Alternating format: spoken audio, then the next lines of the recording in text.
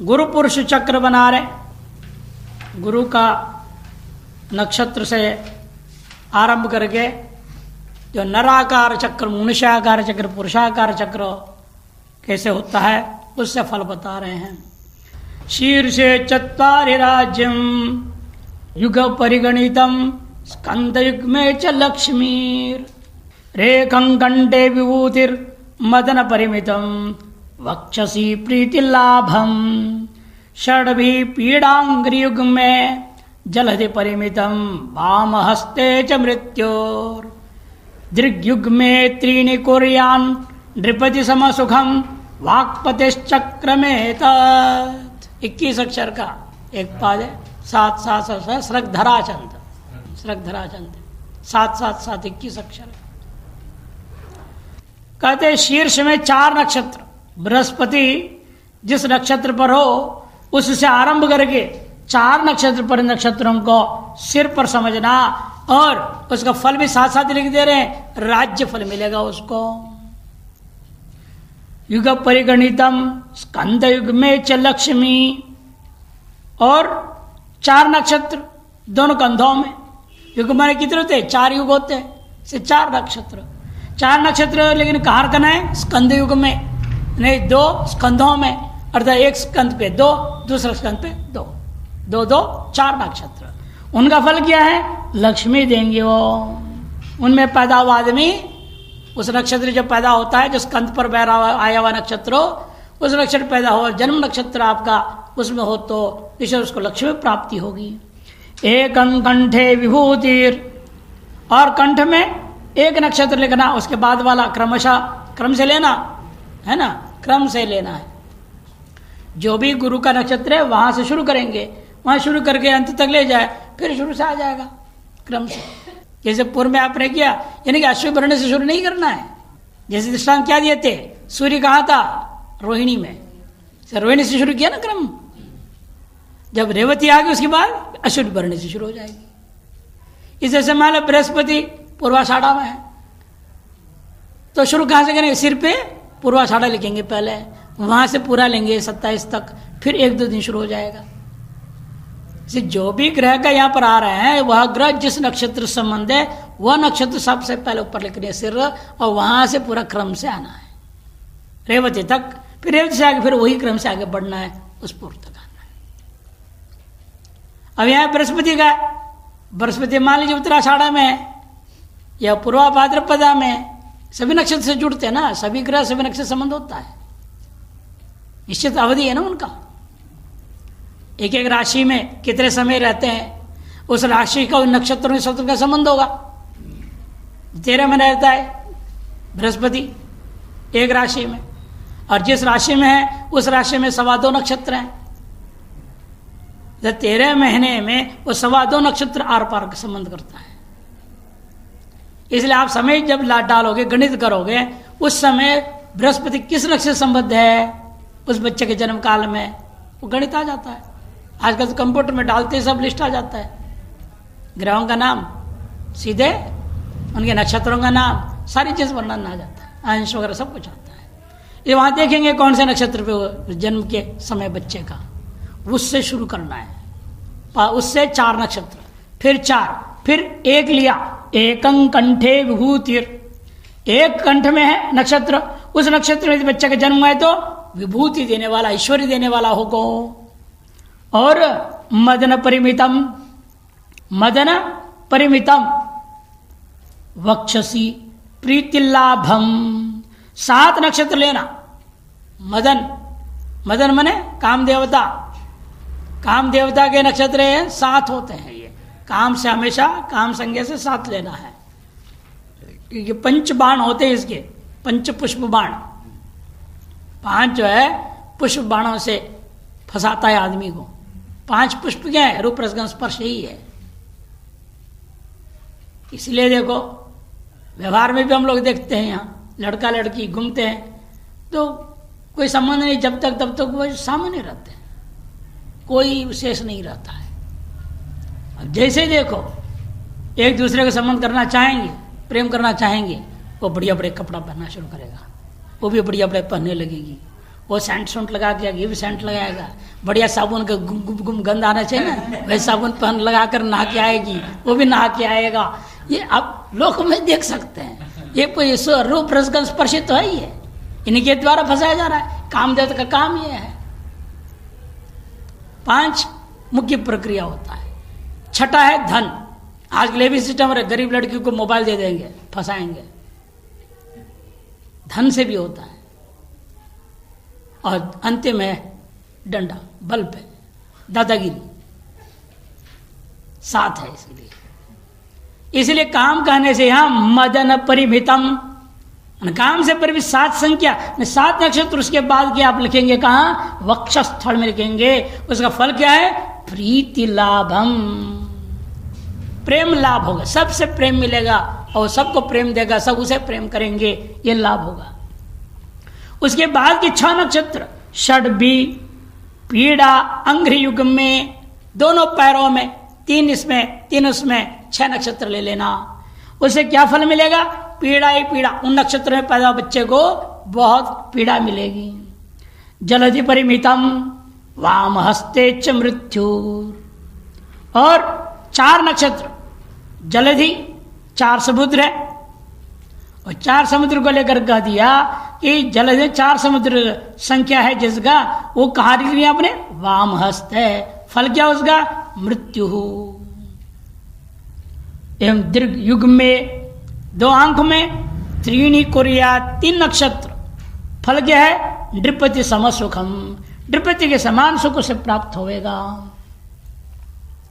राजा के समान सुख देने वाला होता है उस नक्षत्र में जब पैदा होते हैं। इस प्रकार बृहस्पति पुरुष के चक्र का निर्माण होता है। अब शुक्र पुरुष चक्र वर्णन कर रहे हैं। यहां 7 फल नहीं बोल रहे, देखो पहले केवल संख्या दे रहे, जैसे पहले किए थे। यस्मिन् वृक्षे भवे शुक्रस् तदाद्यंच चतुष्शिरे कंठे च हृदये 5 त्रिगुह्ये 5 जंघयोः त्रीणि 2 पादयोर दद्यात् फलम जन्मर्क्षमानतः शिरो राज्यं धनं कंठे हृदये सौख्यमेव च शत्रुभीतिर्भवेद् गुह्ये जंगायामिष्ट भोजनम पादे च सुख संप्राप्ति शुक्र चक्रे क्रमेण वै। यह अनुष्टुप छंद में है पूरा। जिस नक्षत्र में शुक्र है वह नक्षत्र को सबसे पहले आप लिखेंगे ऊपर सिर पे, और उसके तदाद्यंच चतुशिरे, उसके सहित 3 और ले लो, 4 नक्षत्र सिर पर लिख देना। उन नक्षत्र में पैदा हुआ है यदि बच्चा, जन्म राशि उसका वो है नक्षत्र, फिर तो उसके अनुसार फल आगे बता रहे हैं। कंठे च हृदय 5, फिर 5 कंठ में, 5 हृदय में, 3 गुह्ये 5 जंघयोः 5 जंघाओं में, त्रीणि 2 पादयोर, एक पैर में 3, दूसरे पैर में 2, दद्यात्। इस प्रकार से क्रम से पूरे 27 नक्षत्रों को विभिन्न अंगों में लिख देना। और जिस नक्षत्र में पैदा हुआ है जन्म रक्षमानतः, जन्म रक्ष के प्रमाण से जहां किस अंग में आया है देख लो, वो जन्म नक्षत्र कौन से अंग में आया, वो अंग में जो फल बताया जा रहा है उस बच्चे को फल मिलेगा। कि हर एक नक्षत्र अलग अलग अंग में आ रहा है ना, यहाँ हर ग्रह के नर चक्र अलग अलग बन रहा है, अलग अलग अंगों में आपकी जन्म नक्षत्र आएगा। सूर्य नक्षत्र अनुसार आपकी जन्म नक्षत्र अलग आएगा, और अब ले लेंगे चंद्र नक्षत्र अनुसार जो नर चक्र बना उसमें आपका जन्म नक्षत्र अलग जगह रहेगा। जरूर नहीं एक ही जगह सब जगह आएगा, अलग अलग आ रहा है। जैसे देखो कहीं शुरू में 4 लिया, कहीं 3 लिया, कहीं 2 लिया, अलग अलग अंगों में ले रहे हैं, कहीं कुछ अंगों का नाम ही नहीं है, अधिक संख्या अन्य अंगों में दे दिया। इसलिए जैसा नर चक्र बना है उस नक्षत्र, आपके जन्म नक्षत्र या बच्चे के जन्म नक्षत्र जिस अंग पे पड़ा है उस अंग के अनुसार फल बताना है। फलम जन्म रक्षतमानतः, फल क्या है? शिरो राज्यम, शिरस्थ नक्षत्रों में आपका जन्म हुआ है तो आपको राज्य लाभ होगा। कंठ में 6 नक्षत्र बोला था, सिर में 4, कंठ में 6, उन 6 नक्षत्रों में एक किसी एक क्षेत्र का जन्म हुआ है, आपका लाभ क्या होगा? धन लाभ होगा।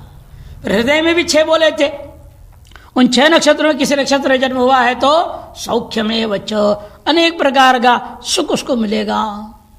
शत्रुभिः भवेत् गुह्य, गुह्य प्रदेश में जो नक्षत्र बताए गए थे, कितने बताए थे गुह्य प्रदेश में?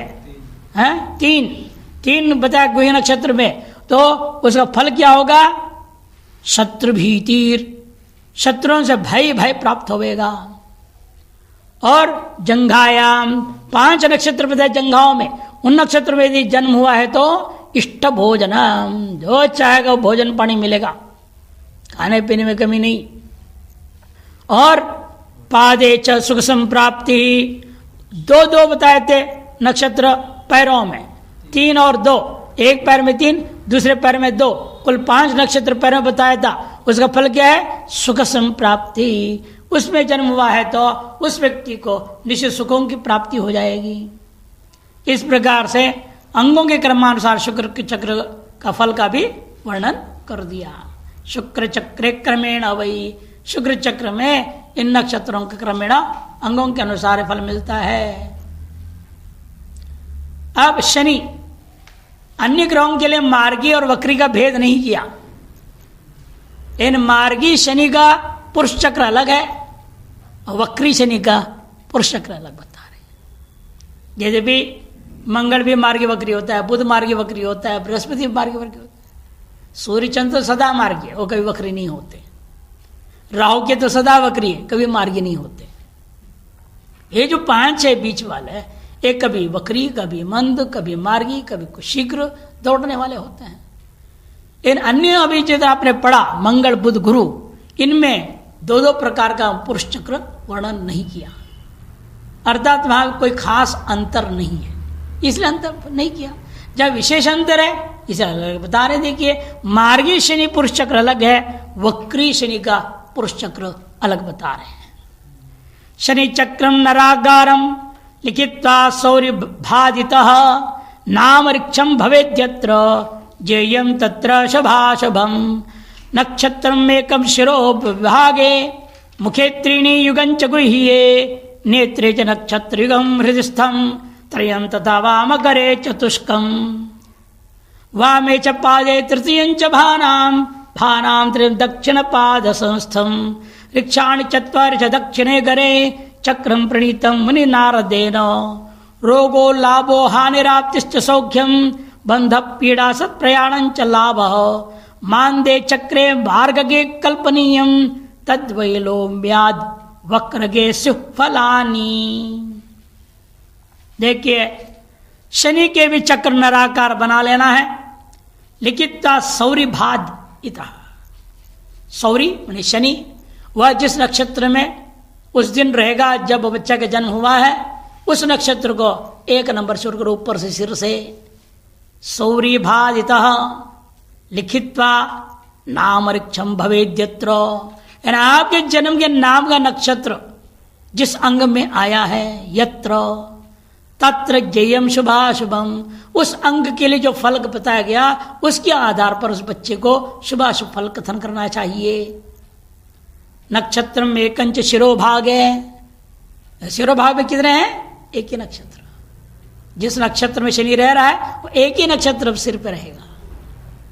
फिर मुखे त्रीणी युगंच गुह्ये, मुख में 3 और गुह्य में 2, नेत्र च नक्षत्र युगम, नेत्र में 2 नक्षत्र, हृदयस्थम त्रयम, हृदय में 3, वाम कर में 4, वामे च पादे तृतीयं च भानाम, और बाएं पैर पर 3 नक्षत्र, भानाम त्रयम दक्षिण पाद संस्थम, और दक्षिण पैर में भी 3 नक्षत्र किएगा। ऋक्षाणि चत्वारि च दक्षिणे करे, और दाहिने हाथ में 4 नक्षत्र, चक्रम संप्रणीतम मुनि नारदेन। इस प्रकार से 27 चक्रों समेत ये शनि चक्र साक्षात नारद मुनि के द्वारा कहा हुआ प्रक्रिया से कहतन कर दिया। क्रमशः फल क्या है? शिरस्थ नक्षत्र के द्वारा यदि जन्म हुआ है तो रोग मिलेगा, सिर से रोग। और एक नक्षत्र सिर पर जो बोला उसका फल क्या है? रोग होगा। फिर 3 नक्षत्र मुख में बोला, उन नक्षत्रों में पैदा हुआ है तो लाभ मिलेगा। फिर 4 नक्षत्र गुही में का, उससे क्या होगा? हानि, रोगो लाभो हानिर, और हानिराप्तिश्च, हानिराप्ति मन हानि की प्राप्ति होगी। रोग प्राप्ति, प्राप्ति से जोड़ूंगा, रोग प्राप्ति, लाभ प्राप्ति, हानि प्राप्ति। और उसके बाद आता है, लाभ के बाद सौख्यम। सौख्यम किसके लिए? 5वां अंग। 5वां अंग कौन था? हृदय, है ना। पहले सिर, सिर के बाद मुख, मुख के बाद गुह्य, मुख के बाद 2 नेत्र, 2 नेत्र के बाद हृदय, हृदय में 3 नक्षत्र, उसका फल हो जाता है सुख। और बाएं हाथ में जो 4 बताया था, उसका फल क्या होगा? बंधन। ओ, जेल चला जाएगा, बंधन में फंस जाए, पुलिस पकड़ के ले जाएंगे उसको। और उसके बाद के दाएं हाथ हो गया ना। अब बाएं पैर, बाएं पैर है तो इसका फल अंगों के अनुसार जो क्रम क्या फल बता रहा है कि पीड़ा मिलेगी, अनेक प्रकार कष्ट मिलेगा, पीड़ा। फिर दाहिना पैर, सुखद यात्रा होगी, सत प्रयाणम, सत प्रयाण सुख प्रयाण होगा। और फिर लाभ हो, अंत में आया दाहिना हाथ, वही लास्ट है ना, वही अंत में। उसका फल क्या बता रहे हैं कि लाभ प्राप्ति होगी। मानदे चक्रे मार्ग के कल्पनीयम, इस प्रकार से वक्री शनि का अलग होगा, मार्गी का अलग होगा। मार्ग गे, देखो मार्ग गे मानदे, मार्गी शनि हो तो यह चक्र ऐसी कल्पना करनी चाहिए, नहीं तो तद्वैलोम्याद वक्र के फलानी। और वक्र यदि शनि है, उसकी जो क्रम बताएंगे अंगों का, नक्षत्रों का, इसका ठीक फल के क्या होगा? विपरीत होगा, हर फल विपरीत मिलेगा। वक्री शनि का चक्र क्या है जिससे फल विपरीत कह दिया? यस्मिन् छरिश्चरति वक्रगतिस्तदादि चत्वारि दक्षिण करे अंघ्रियुगे च षट्कम् चत्वारि वामकरेऽप्युदरे च पञ्च मूर्ध्निं त्रयं नयनयोर्द्वितीयं त्रिगुह्ये रोगो लाभस्तथा द्रव्य लाभो बंधनमेव च पूजा च जन सौभाग्यम अल्पम मृत्यु क्रमात् फलम। यस्मिन् शनि चरति, जिस नक्षत्र में शनि वक्रगति चरति, वक्र मार्गी से चल रहा हो, उस समय में यदि बालक का जन्म हुआ है तो वह नक्षत्र सहित तो और 3 जोड़ के 4 नक्षत्रों को पहले लिखना। कहा? दक्षिण कर, सिर से नहीं, देखो आरंभ वक्र शनि कहां से आरंभ हो रहा है? हाथ से।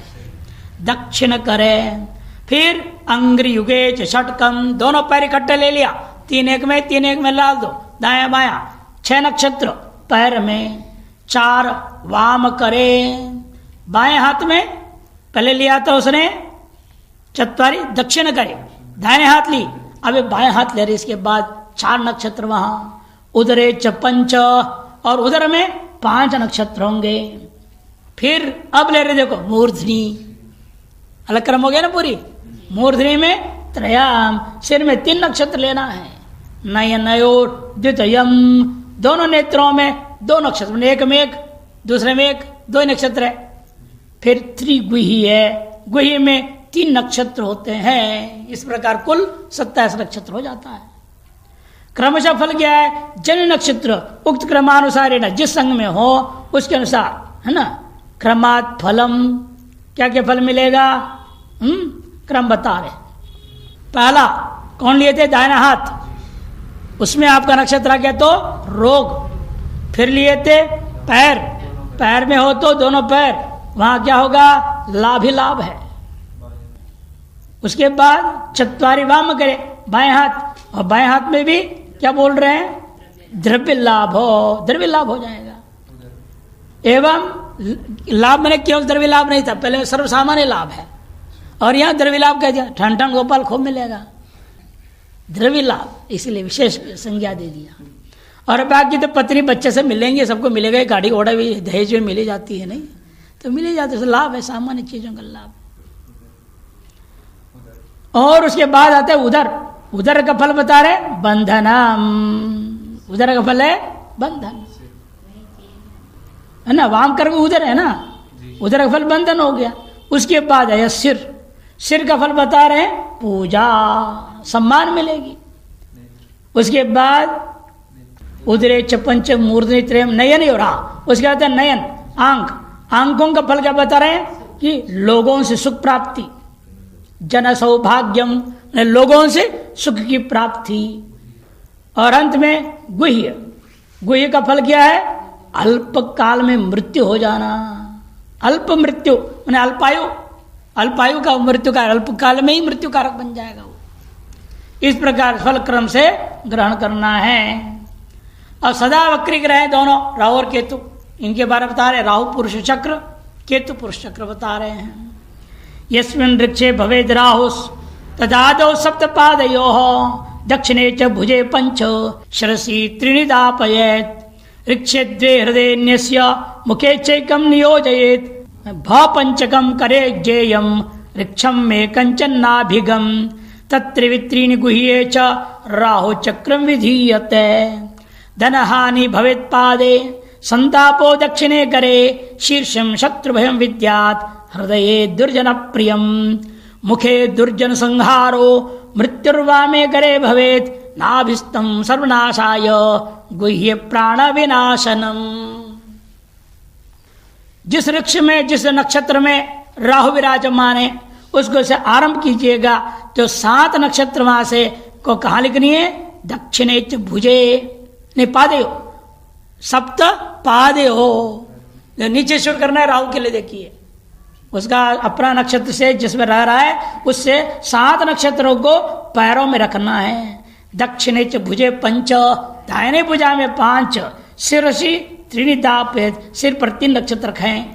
वृक्षे द्वे हृदय न्यस्य, उसके बाद के 2 नक्षत्रों को हृदय में रखिएगा। उसके अनंतर का 1 नक्षत्र को मुखे नियोजित, मुख में। और भ पंचकम, उसके अनंतरवर्ती 5 नक्षत्रों को करे ज्ञेयम, कर में, हाथ में देना है। और वृक्षम में कंचन नाभिगम, 1 नक्षत्र नाभि में और अंत में 3 नक्षत्र गुही में रखिएगा। इस प्रकार से राहु चक्र का विधान कर दिया गया है। उसे फल भी स्वयं अंगों का नाम के सहित बोल रहे, पादे धनहानि भवेत्, धनहानिर भवेत्, धनहानिर भवेत् पादे, धन की हानि होगी पैर में विद्यमान नक्षत्रों में यदि बालक का जन्म हुआ है तो। संतापो दक्षिणे करे, और दक्षिण कर, दक्षिण हाथ, दक्षिणे च भुजे पंच बोला था ना, उसे दक्षिणे करे कर दी, पूरे भुजा से पूरा हाथ ये ले लिया। इसे वाम करे को उसी प्रकार से लेंगे तो उसका फल क्या बता रहे हैं, संताप प्राप्त होगा, अनेक प्रकार का क्लेश कष्ट दुख प्राप्त होगा। शीर्षे शत्रु भयम, शीर्षस्थ नक्षत्र में जन्म है तो शत्रु से भय प्राप्त होगा, ऐसे जाने विद्यात। हृदयस्थ नक्षत्र में पैदा हुआ तो दुर्जन प्रियम, वह दुर्जनों का प्रिय हो जाएगा, सज्जन का उपेक्षा होगा। सज्जन उसको पसंद नहीं कर, देख के घृणा करने लगेंगे सज्जन, और दुर्जनों की बढ़िया गुट बन जाएगा उसका, वो अपने में ले जाएंगे उसको। हाँ होता है वो है ना, लाइक बर्ड्स फ्लॉक टुगेदर, अंग्रेजी कहावत है। समान जातीय पक्षी एक साथ चलते हैं। हमने न्याय सुनाया था, हलो अनंतरा संयोग हमें, सजात्यानाम मध्य विजात्यानाम प्रवेशो न सह्य। सजातियों के बीच में विजातियों का प्रवेश नहीं होता। दुष्टों के बीच में सज्जन नहीं बैठ सकता, सज्जनों के बीच में दुष्ट नहीं बैठ सकता। ये परंपरा है, सामान्य नियम है।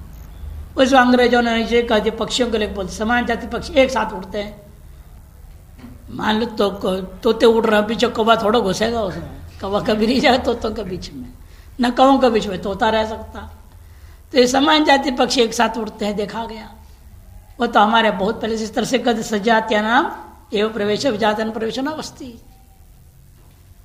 तो इसलिए कहते हैं कि यहां भी होता है, वो दुष्ट जनप्रिय हो जाए, सज्जन प्रिय नहीं रहेगा। वो हृदयस्थ नक्षत्र में जो पैदा हुआ बच्चा है, मुखस्थ नक्षत्र जो पैदा होता है, दुर्जन संहारो, उसके प्रति जो दुर्भाव रखने वाले हैं उन सब का संहार हो जाएगा उल्टा। बहुत अच्छा फल है इसको तो, दुर्जन संहारा। मृत्युर्वामे करे भवेत्, और वाम करस्थ नक्षत्रों में पैदा हुआ है तो मृत्यु की प्राप्ति होगी शीघ्र ही। नाभिस्थ नक्षत्र पैदा हुआ है तो सर्वनाशाय, गुह्यस्थ नक्षत्र पैदा हुआ तो प्राण विनाशनम माने मृत्यु प्राप्त होगा। केतु पुरुष चक्र आरंभ होता है 11 अक्षरों का पादों से कह रहे। शीर्षे पंच द्वे मुखे पंच कर्णे द्वे वै वक्षस्यर्ण वर्क्षाणि हस्ते अंग्रौ बाणा वेद तुल्याश्च वस्त्याम केतोश्चक्रम प्रोदितं बुद्धिमद्भिः मुखे भयं मूर्ध्नि जयं करोति कर्णे भयं पाणियुगे च सौख्यं पादे सुगम वक्षसि शोकमेव गुह्ये भ्रमं दुःख विकार हेतुम। इस प्रकार से केतु जिस नक्षत्र में युक्त होकर रह रहा है जन्म काल में, उस नक्षत्र को से आरंभ करके 5 नक्षत्रों को सिर पे लिखिएगा। शीर्षे पंच, 2 मुख में, 5 दाएं बाएं कानों में, द्वे वै वक्षसी, 2 वक्षस्थल में, अर्णव वृक्षाणि हस्ते, उतने ही जो है हाथ में लीजिएगा। अंघ्रौ बाणा, बाण मैंने 5 बाण होते हैं। अंग्री में, अंग्री में पैर, पैरों को अंग्री कहा जाता है संस्कृत में। गुरोरंग्रि पद्मे मनश्चैन लग्नम, ऐसे स्तोत्र है, सुप्रसिद्ध स्तोत्रों में से है। गुरोरंग्रि पद्मे, गुरु के चरण कमलों में नमस्कार होता है। अंग्री में चरण, उसमें 5 नक्षत्र लिखिएगा। वेद तुल्याश्च, 4 वेद होता है, तत्संख्या बराबर 4 नक्षत्र, तदंतरवर्ती नक्षत्रों को वस्ती प्रदेश में लिखिएगा। इस प्रकार से केतु चक्र का निर्माण हो जाता है।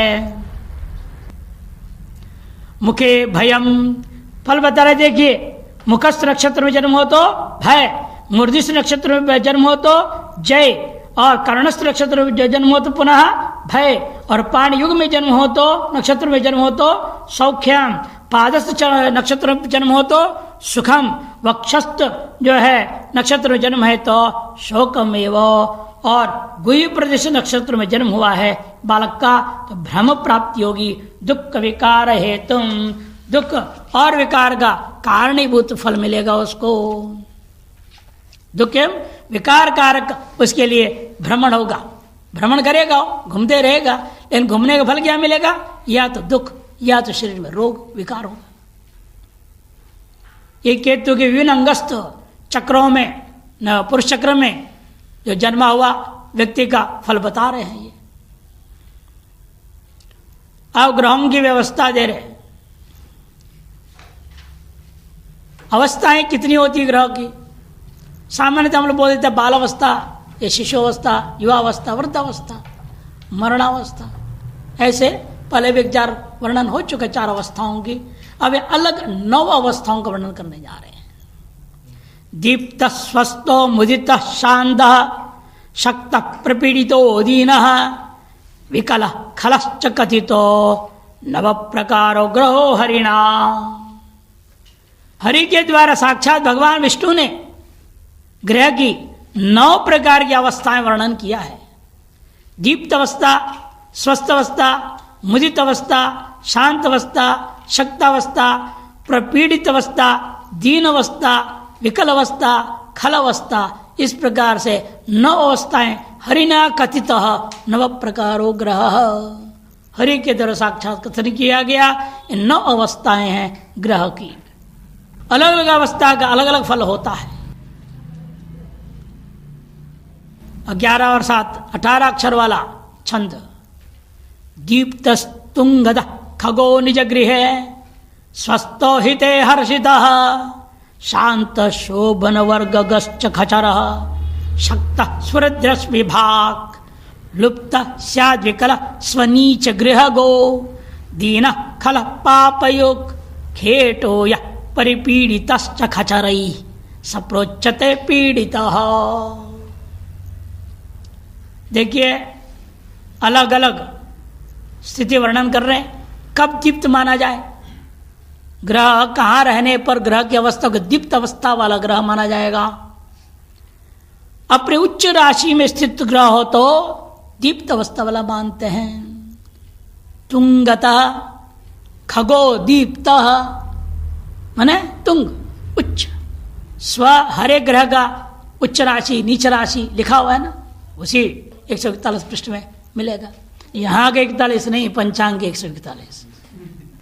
पंचांग के 141 में सब ग्रहों का वर्णन किया है ना, दिखाया था ना कई बार, वहीं पर देख लीजिएगा हर ग्रह के लिखा है उच्च राशि कौन है। जब ग्रह अपने उच्च राशि में रहेंगे तो उस ग्रह को समझो वह दीप्त अवस्था है। और ग्रह यदि स्वराशि हो निज गृह, निज गृह हो तो उसको स्वस्थ अवस्था समझें, स्वस्थ हो। और हित राशि मित्र राशि में हो तो हर्षित अवस्था वाला है वो। अपनी राशि हो तो स्वस्थ अवस्था, मित्र ग्रह की राशि में हो तो हर्षित अवस्था कहा जाता है, हर्षिता। और शांत शोभन वर्ग गच्छ, शुभ ग्रहों के वर्ग में स्थित हो तो शांत अवस्था वाला माना जाएगा। खचरा शक्त, बलवान राशि युक्त ग्रह हो तो उसका नाम शक्त अवस्था वाला होता है। स्वरदृश्य विभाग, और स्वरदृश्य विभाग चित शक्ता खचरा, जब अपने पूर्ण बल से युक्त कर शक्ति से युक्त रहेगा, अतः उसका नाम ही रख दे उस ग्रह का अवस्था शक्त अवस्था वाला ग्रह है वो।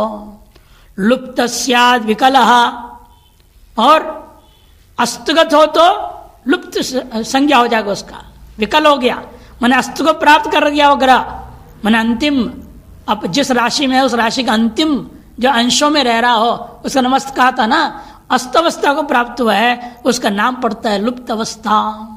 और अपनी स्वनीच गृह गो, अपनी रीच राशि में है तो उसका नाम दीन अवस्था हो जाता है। और खला पाप युक्त, पाप ग्रह से युक्त हो तो उसका नाम खल अवस्था वाला होगा। तथा खेटो यह परिपीडित खचरई, अन्य ग्रहों से चारों से घिरा हुआ पीड़ित किया जा रहा हो जिस ग्रह को, वह ग्रह को कहा जाएगा उस समय पीड़ित अवस्था में रहता है। इसे 9 अवस्थाओं को पहचानने की प्रक्रिया बता दिया। इन अवस्थाओं का फल क्या है? जो ग्रह विभिन्न अवस्थाओं में हो, इन अवस्थाओं का फल क्या होगा? वह अवस्थाओं का फल बता रहे। दीप्ते प्रतापा दतिता पितारीर गलन मदालंकृत कुंजरेश नरो भवेत्तन निलये सलीलम पद्मालयालम कुरुते विलासम, पद्मालयालम कुरुते विलासम। जिसके जन्म के समय में ग्रह दीप्त अवस्था में हो तो वह ग्रह अपने प्रबल प्रताप से व्यक्ति को प्रबल प्रताप प्रदान कर देगा, जिससे वह हरियों को संतप्त कर देगा, शत्रुओं को परास्त कर देगा। प्रतापात दीप्ते प्रतापात अति तापितारीर, अरि माने शत्रु, अरि को अत्यंत तप्त कर देगा, अत्यंत पीड़ित कर देगा, दुखी कर डालेगा शत्रु को। ग्रह इतने बल हो जाएगा, दीप्त अवस्था वाला ग्रह है तो उस ग्रह के प्रभाव से उस व्यक्ति में भी ऐसा प्रताप आएगा, वह शत्रुओं को दमन कर देगा। और गलन मदालंकृत कुंजरेश, मदमस्त हाथियों का वो अधिपति भी हो जाएगा, उन सबके ईशा। गलन मदालंकृत कुंजरेश, अर्थात अपने चेहरे पे ऊपर से मद जो रस निकलता है वो निकल के उनके गालों पर आ रहा है। ऐसे हाथी जिससे सुगंध से युक्त होता है उसके मद में बड़ा विलक्षण सुगंध होता है, वो सुगंध के कारण से मस्त हो जाता है। जैसे हिरण के नाभि में जब कस्तूरी पकने लगता है, तैयार होता है, पागल सा हो जाती है उसके गंध से। जैसे हाथी वैसे ही जब उसका मद स्राव होने लगता है पका हुआ, तो उस स्राव से इतना सुगंध आता है वो एकदम मस्त और पागल सा हो जाता है। तारस हाथियों का भी वो ईश बनेगा, उनको भी दमन कर अधीनस्थ रखने वाला बनेगा वो, यदि दीप्त ग्रह वाला बालक है तो। नरो भवेत, ये सब नरो भवेत जोड़ देना, नर ऐसा हो जाएगा, हरियों का नाश करने वाला होगा, तारस हाथियों का स्वामी होगा, नरो भवेत तन्निलये सलीलम। और उसे घर में स्वयं लक्ष्मी ही आकर विलास करती है। पद्मालया, पद्मालया, पद्म है आलय जिसका, उन्हें लक्ष्मी, लक्ष्मी को बोलते हैं पद्मालया सलीलम, अपने अष्टविध सभी प्रकार की ऐश्वर्यों से युक्त होकर के अलंकृत विलासम, पर्याप्त समय तक उसके घर में विलास करेगी, उन्हें रहने लगेगी और उसको सर्व ऐश्वर्य को प्रदान करेगी, अर्थात वह व्यक्ति धन से समृद्ध होता है। स्वस्थ अवस्था वाला ग्रह हो तो दीप्त अवस्था कहते हैं जब उच्च राशि में रहता है, स्वस्थ अवस्था कहते हैं जब स्वराशि में रहता है। प्रत्येक ग्रह के स्वराशि का फल बता चुके, सब फल बता चुके हैं, यहां अलग से बता रहे हैं पुनः इन अवस्था भेद को लेकर के। स्वस्थे महद्वाहन धान्य रत्न विशालशाला बहुलेन युक्त सेनापतिस्यान् मनुजो महोजा वैरी व्रजावाप्त जयाधिशाली। स्वस्थ अवस्था वाला यदि ग्रह है, मैं स्वराशिस्त ग्रह यदि हो, बलवान होकर के उसको फल देने में सम्मुख रहेगा, तब वह मनुष्य निश्चित रूपेण महद वाहन धान्य रत्न विशालशाला बहुलेन युक्त, बहुत अधिक वाहन, बहुत अधिक धान्य, बहुत अधिक रत्न, बहुत विशाल मकान वाला हो जाएगा। विशालशाला बहुलेन युक्त, इन सब के अधिक, सब बहुल शब्द से जोड़ेगा। महद वाहन, बहुल धान्य, बहुल रत्न, विशालशाला युक्त वह व्यक्ति होगा। और व्यक्ति सेनापति भी हो सकता है, समनुजो सेनापति, सेनापति भी हो सकता है। महोजा महान तेजस्वी होगा, और वैरी व्रज वैरी समूह पर वह अवाप्त जयाधिशाली, विजय को प्राप्त करके उन पर शासन करने वाला हो जाता है। हर्षित अवस्था वाला के बारे में बता रहे, हर्षिते भवति कामिनी जनो अत्यंत भूषण मणिव्रजवित्त धर्म कर्म करणैक मानसो मानसोद्भव चयो हत शत्रु। हर्षित अवस्था वाला ग्रह, हर्षित अवस्था मतलब मित्र राशि में रहता हो ग्रह, ऐसे ग्रह को हर्षित अवस्था वाला कहते हैं। वह ग्रह के प्रभाव जब इस बालक पर होता है तब वह व्यक्ति कैसा होता है, कहते मनुष्य कामिनी जनो, कामिनी उनसे युक्त हो जाएगा, अनेक स्त्रियां उसे प्रेम करने लग जाएगी, सब चाहने लगेंगे। अत्यंत भूषणम, अनेक आभूषणों को पहनने वाला होगा। मणियों के समूह, मणिव्रज मणियों के समूह, और वित्तव्रज अनेक प्रकार के वित्त से भी वह युक्त हो जाता है। लेकिन धर्म कर्म करणैक मानसो, धार्मिक कार्यों के संपादन करने में दत्त चित्त वाला हो जाता है, समर्पित चित्त वाला हो जाता है। और मानसोद्भव चयो हत शत्रु, उन्नतिशील विचारों वाला और तथा उसे सगल शत्रुओं का नाश वो करने वाला हो जाता है, हत शत्रु।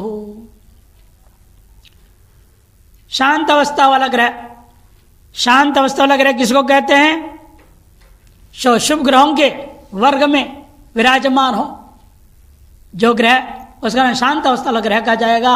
उसके प्रभाव जब इस व्यक्ति पर होता है, जन्मा व्यक्ति पर होगा, बालक पर होगा, तो क्या फल होता है। शांति अति शांत महीपति नाम मंत्री स्वतंत्र बहुमित्र पुत्र शास्त्राधिकारी सुतराम नरं स्यात् परोपकारी सुकृतैक चित्त।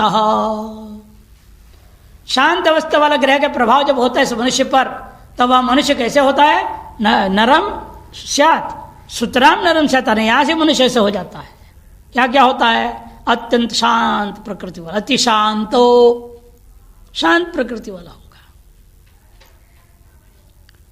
और अति शांत प्रकृति वालों के साथ महीपति नाम मंत्री, बड़े बड़े राजाओं का भी मंत्री हो जाता है, सलाहकार बनेगा। स्वतंत्र, और स्वतंत्र विचारों वाला होगा, किसी भी दबाव में काम नहीं करता। एक बड़े अर्थशास्त्री थे, किसी के सरकार बना, उन्होंने कहा भाई आप हमारे सलाहकार बन जाओ, आर्थिक सलाहकार। और शास्त्री ने मेरे से पूछा कि बन जाऊं, गाड़ी घोड़ा सारी व्यवस्था मिलेगा, सर बंगला मिलेगा, सब मिलेगा। सम्मान भी, सब कुछ है। लेकिन मैंने कहा तो अर्थशास्त्री अनर्थशास्त्री हो जाएगा। ये कैसे? क्योंकि तुमको जो है जो सरकार करना चाहिए वही लिखना पड़ेगा अखबारों में। जो तुम अब सरकार के खिलाफ हल्ला बोल करते हो ना, तेरे कलम से डरता है पूरा सरकार, और आज तुम उनके नौकर हो जाओगे, उनके खिलाफ गलत कोई नीति हो तुम बोल नहीं सकते। अब सोच लो तुम, जनहित देश हित करना है या दूसरों की चमचागिरी करनी है, तुम्हारी मर्जी। उनने स्वीकार नहीं किया नौकरी और लिख दिया धड़ल्ले से खूब खिलाफ, जो हर नीति लिखते जैसे पहले जैसे। उसे पुरस्कार देकर फंसाने की कोशिश किया, जैसे पुरस्कृत कर दो हमारा अधीन हो जाए। तभी हमें पूछा, मैंने ले जाओ पुरस्कार लेने में क्या दिक्कत है, पुरस्कार ले लो, जो मिलता है माल पानी छक लो, कोई दिक्कत नहीं। लेकिन कलम को टेढ़ी नहीं करनी है इनके अनुकूल, ये ध्यान रखना। तुम्हारा वर्चस्व भी बने रहे इस दुनिया में, वही अंत तक था उसका। तो इस तरह से लोग होते हैं, ऐसे नहीं है कि दबाव में आ जाते, स्वतंत्र विचार वाले रहेंगे। चाहे राजाओं का मंत्री बन जाए तो भी स्वतंत्र विचार वाला ही रहेगा। बहुमित्र पुत्र, और उसके बहुत सारे मित्र पुत्र आदि हो जाएंगे। शास्त्राधिकारी, शास्त्रों का ज्ञाता, परोपकारी, सदैव परोपकार करने वाला, सुकृतई कच्चित्त, सदैव धार्मिक कार्य, सात्य कार्य जो होता है, श्रेष्ठ कार्यों को, जनहितादि कार्यों को करने वाला ही होता है। ऐसा वह नरम सुतराम श्याम।